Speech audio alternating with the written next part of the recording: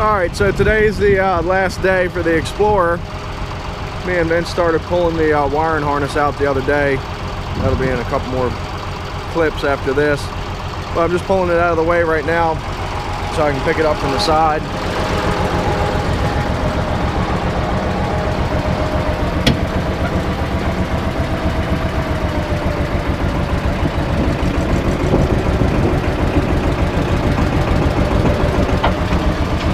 A little heavy, lifting the back of the forklift up.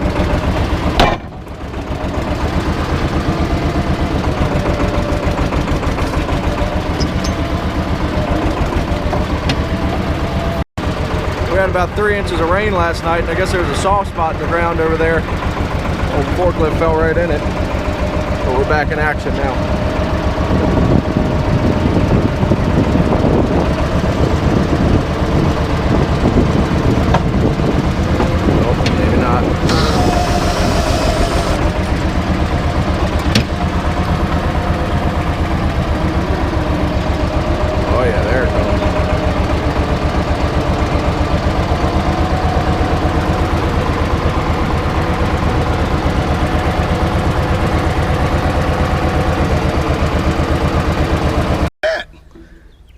What was that rant, Vince?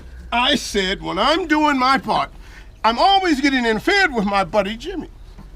Like now, I'm working on this. He'll call me over there for some bullshit. Something that he could fucking bobcat ass could have grabbed. Yeah. My department is radiator, catalytic converters, alternator, and other starters, miscellaneous things. And his department is solely getting the wire out of here. And I couldn't do my job getting alternator off because he didn't take the charging wire loose. Well, he didn't cut it, I should say, because we don't take stuff loose unless we have to. Right. But either way, let's see, it's been about 5 or 6 minutes he's working on this wiring harness here. Yes. And he just can't cut it. Yes, you're absolutely right. I can't cut it. I can't reach it. Oh, but it's going. Uh-oh. Uh-oh. I can see the daylight. See that? Let's see. So you gave up on the old pair of snips there, huh? Had to bring the big guns out? Yeah. Brought the big boys out. We got something for his ass. We ain't got time to fuck around with it. This is called a sawzall. See this? Yeah. Just to take care of it. Uh-oh. We gotta get you in it.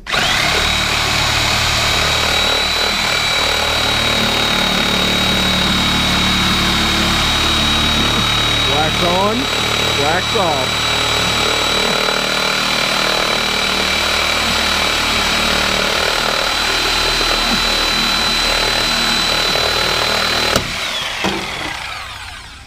How'd that work?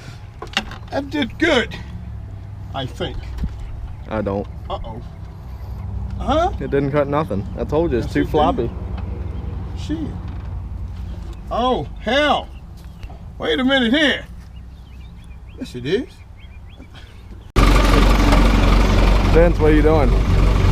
I'm getting ready to hook this chain to this goddamn wire since it didn't want to come out with the sawzall. Uh-huh. And my way, I'm gonna see it stop Sugar Push way. Okay. Yeah, this is Sugar Push, y'all. You see him? Yeah, this 580 case. We'll push that ass.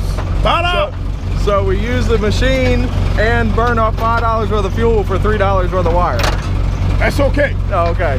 We'll make it all right today. Is it okay because I pay for the fuel and it's my machine? Is that okay? How am I gonna get reimbursed for this? I wanna know. Hold up here. Don't do that to me. Don't do that to me, little shit. Why, you little shit? That's my little shit, y'all. This might pull up the whole goddamn car.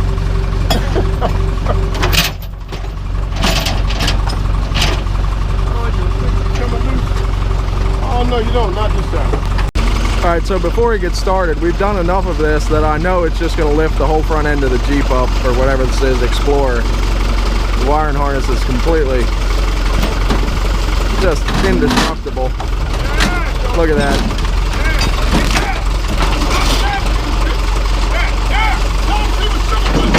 Back up and pull it out.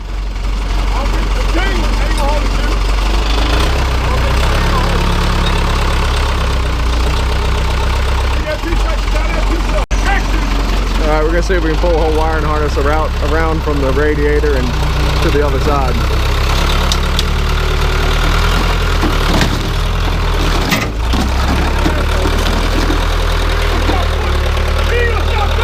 There you go. Let me get the scale and see what that weighs. Alright, so I weighed up this wiring harness we just pulled out. Close to 11 pounds. My scrapyard will buy that considered as a communication wire, communication cable, something like that, and that's 80 cents a pound, so a little $8 freebie there. Vince, are you satisfied with your work? I'm not finished. Oh, you're not finished. Well, I still got some more shit in here to tear out his ass. Okay. Oh hell yeah! Oh, we're the back badger to ain't finished digging yet. Back to the Sawzall? No, Oh. we don't need this no more. Okay. Yeah, the Sawzall is finished. The forklift will lift a 4,000 pound car without tipping, and if it is heavier than that, then I have to put some counterweights on the back. So we'll see if the Explorer tips it or not.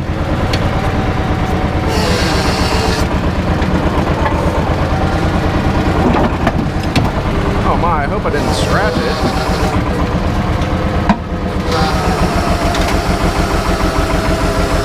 Nope. Back end's floating. Look at that. Okay, that's got about a solid 18 inches of daylight under the tires there. So we're gonna have to regroup here and put some counterweight on the back.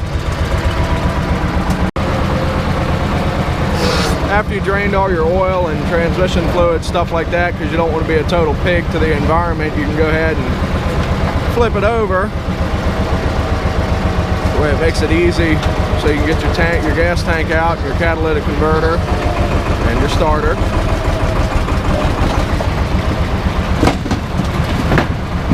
Just like that. Works out flawlessly every time. Look at that.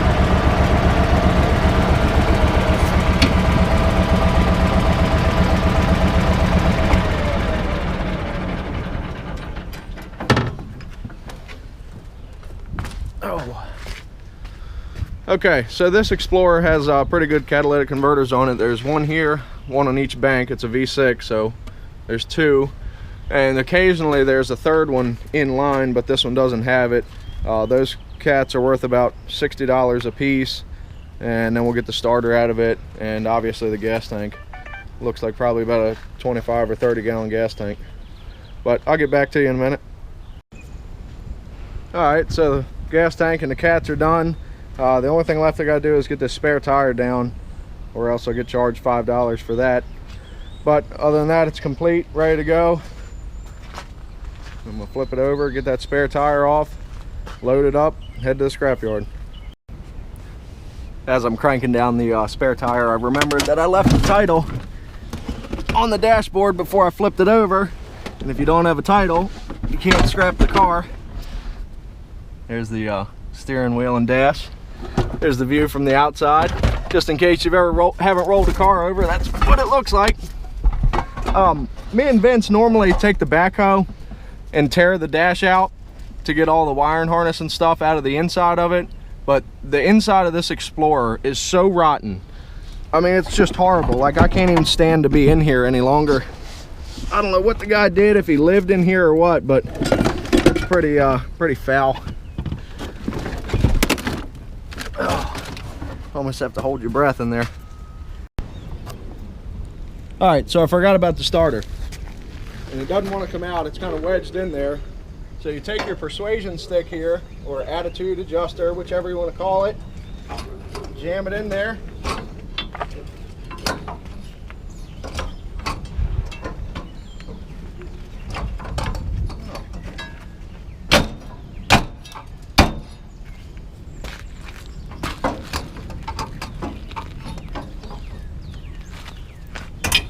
Oh, this one's tough. Gonna make a liar out of me.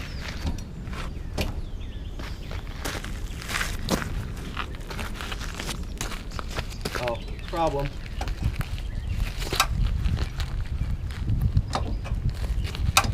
There it is. There you go. Pull your starter. with your 5 feet of wire you got still hanging on from the battery. A quick tug, and there it is. Another $6 or $7. Can't let the forklift have all the fun.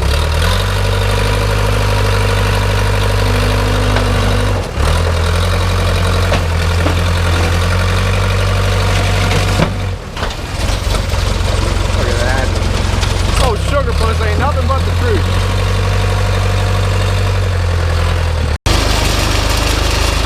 You can use the backhoe just like the forklift as well. Lift the back end up off the ground a little bit and drive it wherever you want it. Oh no, I just scratched the bumper.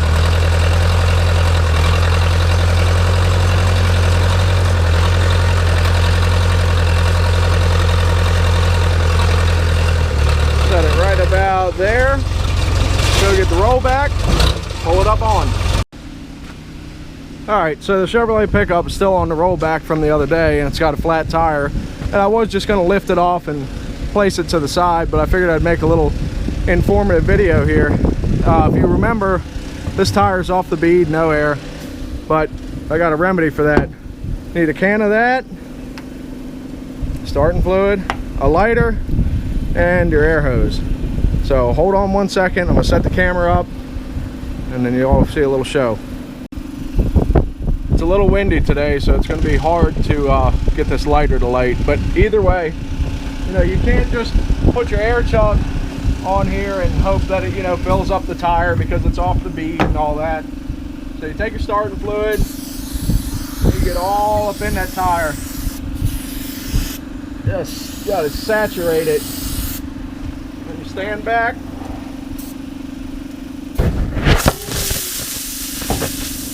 then you hook your air tube up, air hose up real quick. Oh, the tire's got a big plug, a cut in it. Isn't that a bummer? Well, that'll never work. But either way, now you know what to do if your tire's off the bead. Just get a good old can of starting fluid and a lighter, and you got it. If the tire would have inflated, I would have rolled it right off the rollback into the Explorer, but instead I'm just taking it off with the forklift. But it's being awful ignorant because the forks aren't long enough to reach from frame rail to frame rail. So you kind of just got to deal with what you got and hope for the best. This is how stuff gets ruined all the time, like the bed on the rollback and all that. This is exactly how dumb stuff like that happens.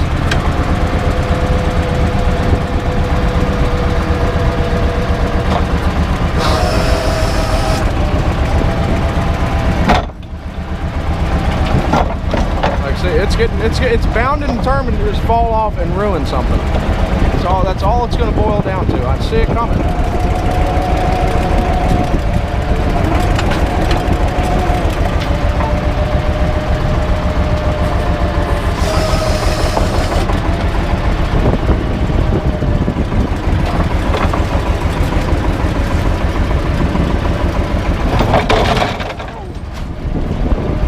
See what I'm saying? Stuff always happens. Bound and determined to mess it up. But hey, it's off the rollback. The Explorer is getting ready to go for its last ride. Slow and steady wins the race.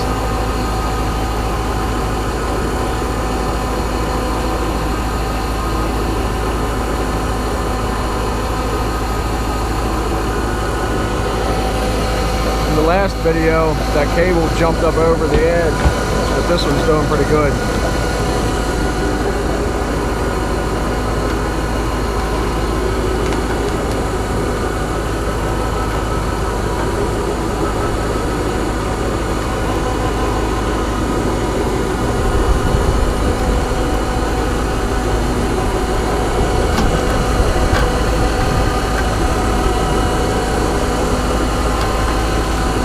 And that's about far enough. The cars really get some damage by the time you roll them over and push them around and stuff like that, but I'm gonna go ahead and roll it up, loosen up all but about 1 or 2 of the lug nuts. That way when I get to the scrapyard it doesn't take nearly as long. and 15 people don't jump in front of me as I'm unloosening lug nuts.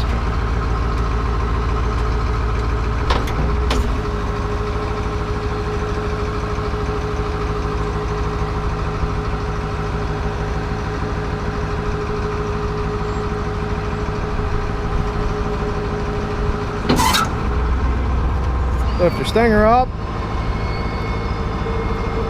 and that's about it. I know this is going to look staged, but it really wasn't. I happened to open the door to throw a little bit of scrap in there, and look what was laying right there next to that, a wadded up dollar. I guess I jarred it loose when I flipped it over. That was pretty cool. Alright, so you're sitting on the dashboard of the rollback. It's pretty bumpy, but I thought I'd just throw this in there. When you scrap a car whole, that's about the least paying form of scrap metal you can take, just because there's glass, rubber, carpet, seats, all kinds of stuff in it.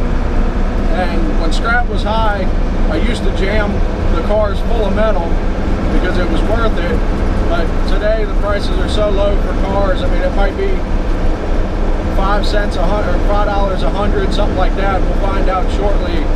But if anyone was wondering why I don't put metal in them to make them heavier, that's why. It's just you get more if you take straight metal to the scrapyard than you do if you throw it in the car.